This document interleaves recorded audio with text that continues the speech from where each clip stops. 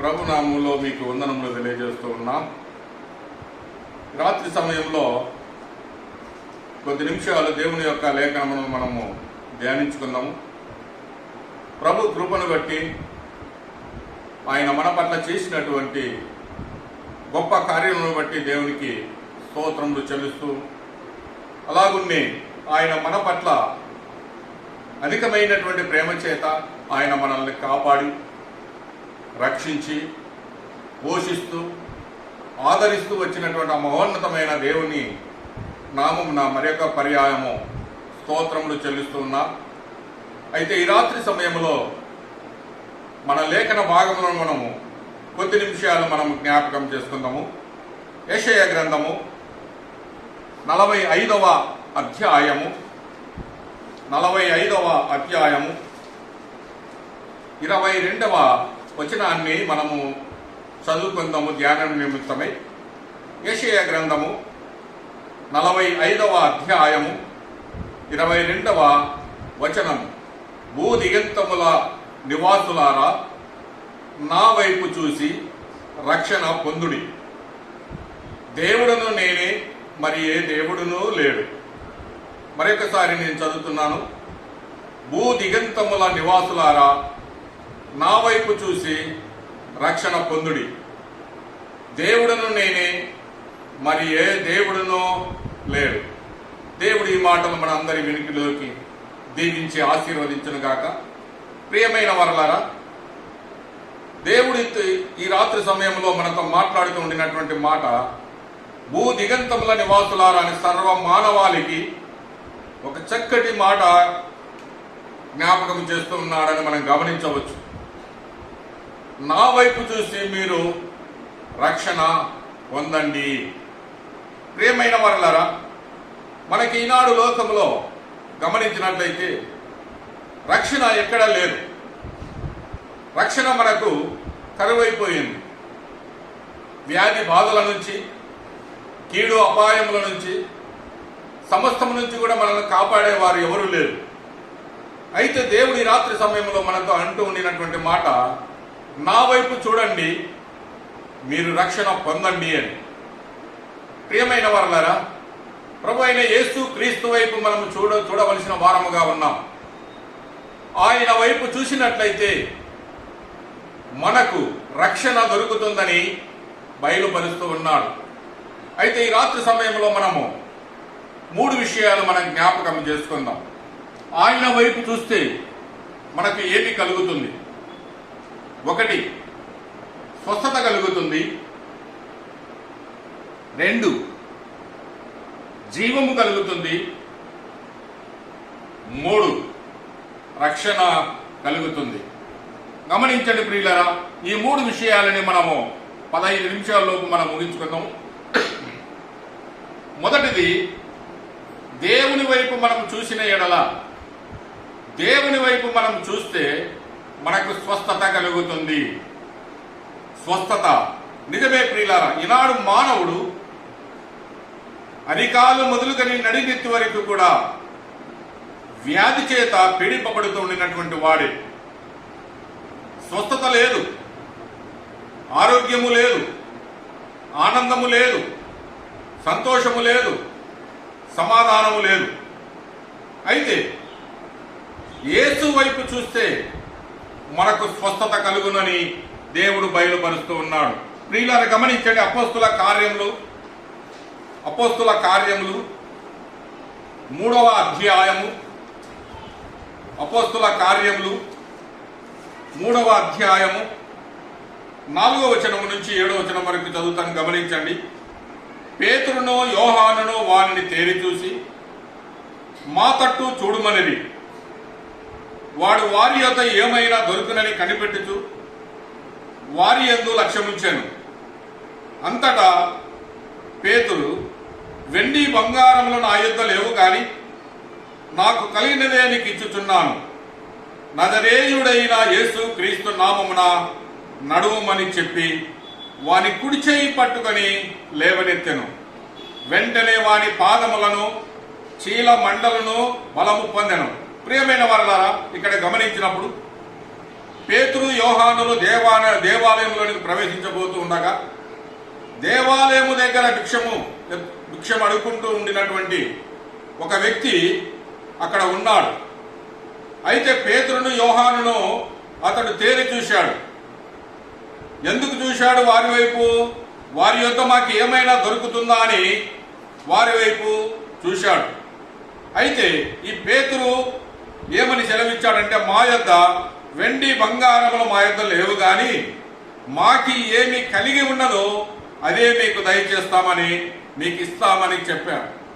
అయితే ప్రియమైన వారలారా, ఇక్కడ ప్రభు అయిన యేసు క్రీస్తు యొక్క కృపను వారు పొంది ఉన్నారు గనక ఆ కృప చొప్పున వాని చెయ్యి పట్టుకొని లేవనెత్తగా వాడు వెంటనే వాని పాదములు చీలమండలమును బలమును పొందినట్టుగా మనం చూస్తున్నాం. ప్రియమైన వారలారా, అనగా ప్రభు అయిన యేసు క్రీస్తు వైపు మనము చూసిన ఎడల మనకు స్వస్థత కలుగును, శారీరక సంబంధమైనటువంటి స్వస్థత కలుగునని మనం గమనించవచ్చు. ఈనాడు అనేక మంది స్వస్థత కొరకు ఎక్కడెక్కడో ప్రయాసపడుతూ ఉన్నారు, కానీ ఇక్కడ ప్రభువు వైపు మనము చూసినేడలా మనకు స్వస్థత కలుగును. పాత నిబంధన గ్రంథములో గమనించండి, నిర్గమకాండము 15వ అధ్యాయము 26వ వచనాన్ని మనం గమనించినట్లయితే, మీ దేవుడైన యెహోవా వాక్కును శ్రద్ధగా విని ఆయన దృష్టికి న్యాయమైనది చేసి ఆయన ఆజ్ఞలకు విధేయులై ఆయన కట్టడలన్నిటినీ అనుసరించి నడిచిన ఎడల నేను ఐగుప్తీయులకు కలగజేసిన రోగములలో ఏదియు మీకు రానియను, నిన్ను స్వస్థతపరచు యెహోవాను నేనే అని సెలవిచ్చను. ప్రియమైన వారలారా, ఇక్కడ గమనించండి, దేవుడైనటువంటి యెహోవా ఇక్కడ శ్రేష్టకరమైనటువంటి సంగతులను అక్కడ ఇజ్రాయేల్ జనాంగమునకు తెలియజేస్తూ ఉన్నాడు. ఏమని తెలియజేస్తూ ఉన్నాడంటే, దేవుని యొక్క వాక్కును శ్రద్ధగా మీరు వినాలి, ఆయన దృష్టికి న్యాయమైనది మీరు చేయాలి, ఆయన ఆజ్ఞలకు మీరు లోబడాలి, ఆయన కట్టడలన్నిటినీ మీరు అనుసరించాలి. మీరు లోబడమే కాకుండా, అనుసరించడమే కాకుండా నడిచిన ఎడల నేను ఐగుప్తు దేశంలో ఐగుప్తులకు కలగజేసినటువంటి రోగములలో దేనిని కూడా మీకు రానివ్వను అని దేవుడు సెలవిస్తూ ఉన్నాడు. అంతేకాక నేను నిన్ను స్వస్థతపరచు యెహోవాను నేనే అని అన్నాడు. మరి ప్రియమైన వారలారా, దేవుని వైపు చూడడం మాత్రమే కాకుండా దేవునికి దేవుని దృష్టికి న్యాయమైనదిగా చేయాలి, దేవుని ఆజ్ఞలకు మనం విధేయులమై ఉండాలి, ఆయన కట్టడలన్నిటినీ కూడా మనం అనుసరించాలి, ఆయన కట్టడములన్నిటిని కూడా అనుసరించి నడుచుకున్నప్పుడు దేవుడు సమస్త కీడులో నుంచి తప్పించి మనకు స్వస్థత అనుగ్రహించేవాడుగా ఉన్నాడు. మరి రాత్రి సమయంలో మనం ఆలోచన చేసినట్లయితే దేవుని దృష్టికి ఏది న్యాయమో మనం నడుచుకోవాలి. ప్రియులారా, ఆయన ఆజ్ఞలను బట్టి మనం బ్రతకడము, ఆయన కట్టడములను బట్టి మనం నడుచుకోవడము, అనుసరించడము, అది ఆయన దృష్టికి శ్రేష్టమైనదిగాను న్యాయమైనదిగాను ఉన్నదని మనం గమనించాలి. అనగా దేవుని నమ్మినటువంటి మనము దేవుని దృష్టిలో శ్రేష్టముగా మనం ఉండాలి అంటే ఆయన చెప్పినట్లుగా ఆయన ఆజ్ఞలను మనం వినాలి.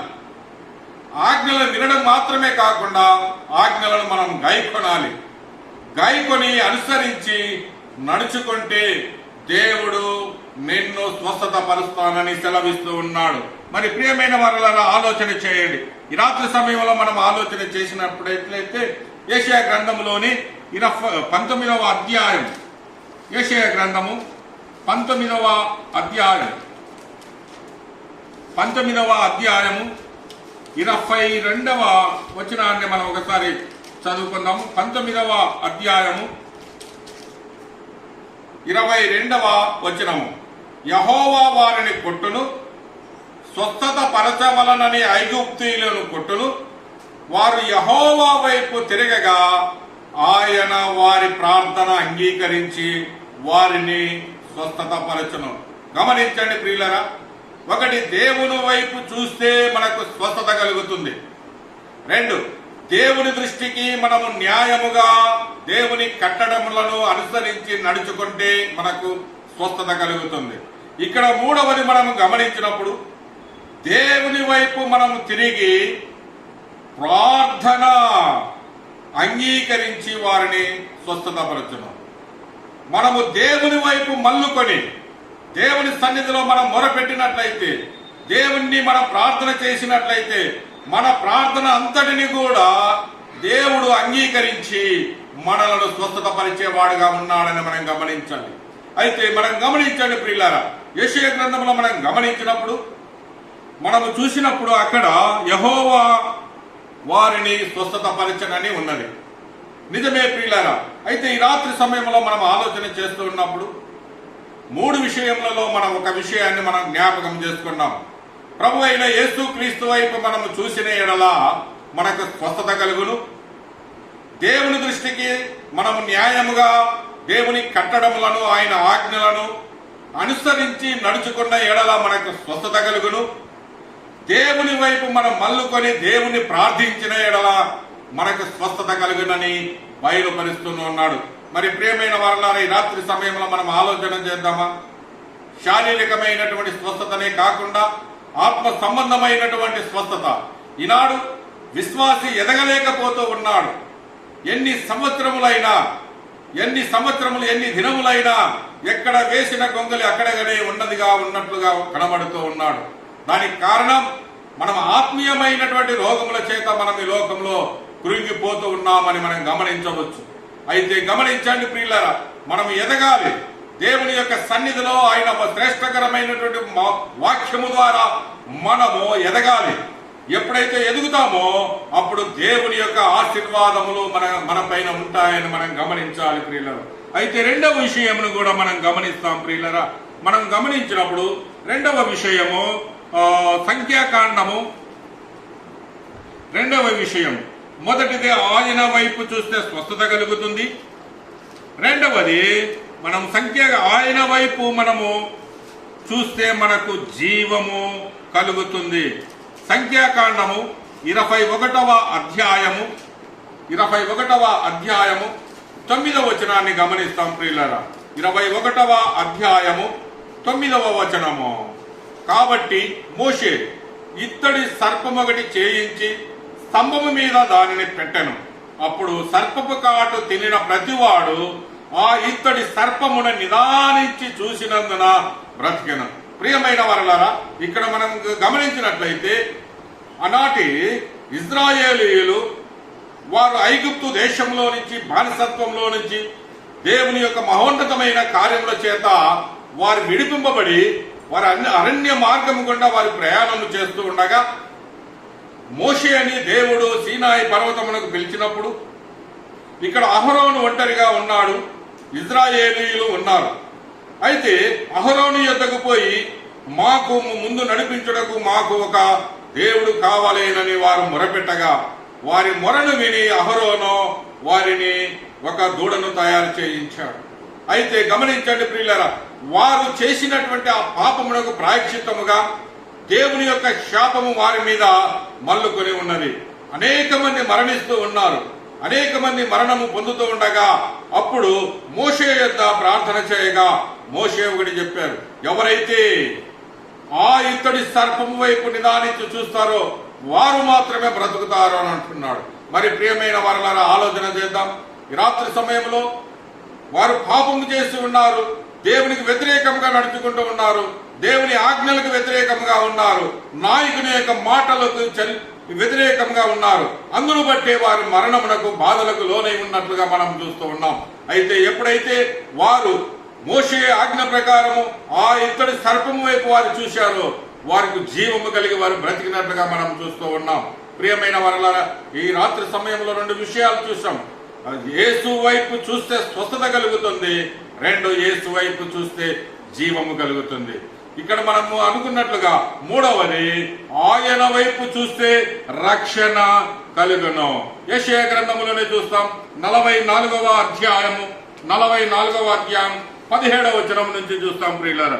44వ అధ్యాయము 17వ వచనాన్ని మనం గమనించినప్పుడు, దానిలో మిగిలిన భాగముతో తనకు దేవతగానున్న విగ్రహమును చేయించుకొనను, దాని ఎదుట సాగిలపడుచు నమస్కారము చేయించు, నీవే నా దేవుడవు, నన్ను రక్షింపుమని ప్రార్థించును.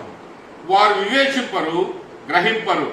చూడకుండునట్లు వారు కన్నులు కప్పబడను, గ్రహింపకుండునట్లు వారు హృదయంలో మోయబడను. ఎవడనో ఆలోచన చేయడు, నేను అగ్నిలో సగము కాల్చితిని, నిప్పుల మీద వేసి రొట్టె కాల్చితిని, దానితో మాంసము వండుకొని భోజనము చేసితిని, మిగిలిన దానిని తీసుకొని దానితో ఏమైన దాని చేయుదునా, చెట్టు మొద్దుకు సాష్టాంగపడుదునా అని ఎవడనూ ఆలోచింపడు. యోచించుటకు ఎవనికి తెలివి లేదు, వివేచన లేదు. వాడు బూడిద తినుచున్నాడు, వాని మనస్సు మోసపోయినదై తప్పుదారిని వాని తీసుకుని పోవచ్చున్నది. వాడు తన ఆత్మను రక్షించుకున్న జాలననియో, నా కుడి చేతిలో అబద్ధమున్నది కదా అనియో అనుకొనుటకు వానికి బుద్ధి చాలు. ప్రియమైన వారలారా, నేటి మానవుడు ఏ విధముగా ఉన్నాడంటే, నిజమైన దేవుని గ్రహించలేక మానవుడు తన ఇష్టానుసారముగా ప్రయత్నము చేస్తూ రక్షణ పోగొట్టుకునొచ్చు ఉన్నాడని మనం గమనించవచ్చు.